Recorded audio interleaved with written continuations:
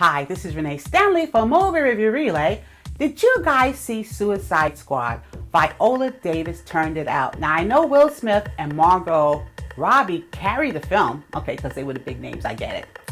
But Viola Davis had a very significant part, and boy, she was wonderful. I'm telling you now, she was like, come on, let's play.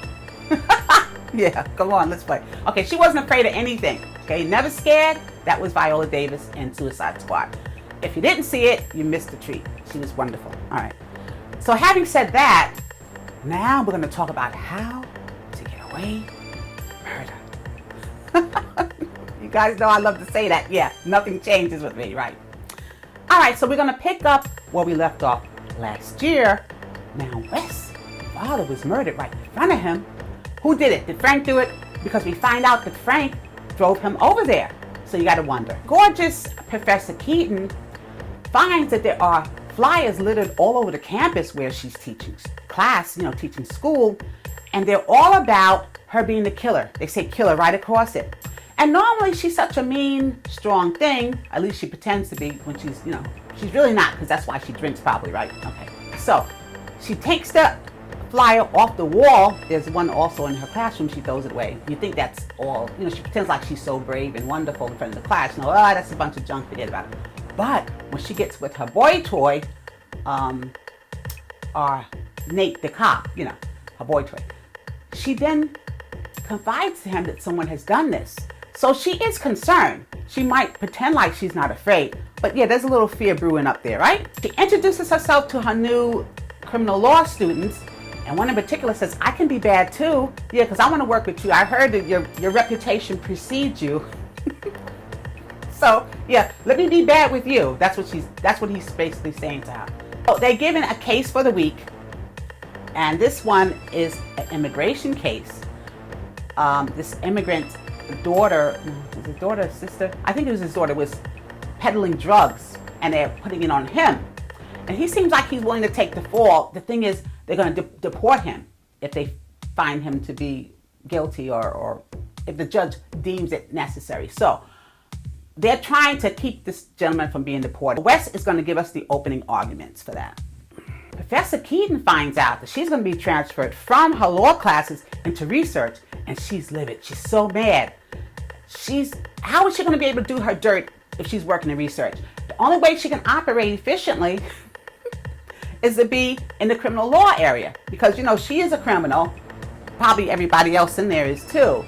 So they're taking away her arms, right? She doesn't like that. She's not. So does show flashbacks during the summer. What's going on with all these kids? Michaela was picked up for drunk driving, whatever she was picked up for, and different things. And basically what they're saying is everyone involved in the incident of last season was going through some type of emotional trauma. And we could understand why it was so horrific. It was such a great season, right? And hopefully this one will be a great season too. But that we're on season 3 now. Okay, but season 2 was great, and hopefully season 3 would be great too. But my point is, they went through such trauma. Remember the murders, trying to cover it up. Yeah, they all went through a lot last season. So they're just trying to show you the intensity of trauma that they went through. Also see a scene of Bonnie and Annalise talking over a drink. And those two have been enemy friends for a long time, and they know each other's secrets. There's a lot of dirty secrets, believe it or not. And yeah, Bonnie and Annalise know a whole lot of secrets that involves and goes back to Sam, goes back to her husband and everything. So Bonnie knows a lot, okay? She's no joke. Laura is telling Wes she doesn't know where Frank is, but she'll never forgive Frank for what he did to Wes, And Frank has a long, dark history. Frank's been viewed as the henchman, the hitman, the bad guy. If you need somebody to do some dirt, you call Frank. And that's the way that always was. So, where is Frank now? No one seems to know. Annalise appears to have hired someone to look for Frank. This gentleman, I don't know if he's a private detective, whomever he is, he did call Annalise and say, you know what, I found Frank. But guess what? Before, Annalise can instruct him what to do with Frank, because he says, I got Frank, what do you want me to do? And Annalise hesitates. And during the time she's hesitating, here comes Frank in the back of the caller.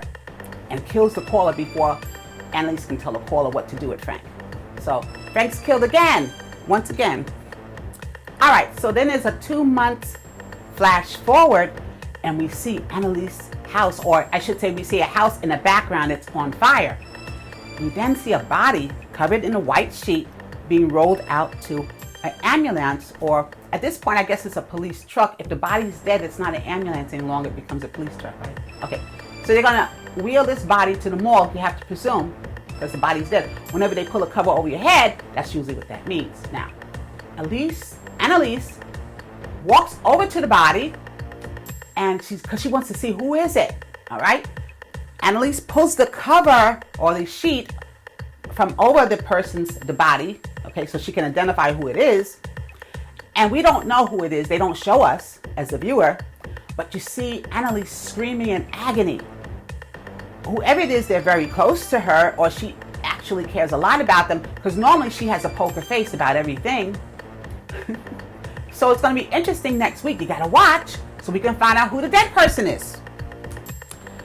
ABC was teasing us because they said, you're going to find out who it is, but we're going to just give you one clue or hint at a time so you know who it's not. You sneakies. All right, fine. All right, so we'll see you next week. Sounds like fun. Until we meet again, it's Renee Stanley for Movie Review Relay. God bless.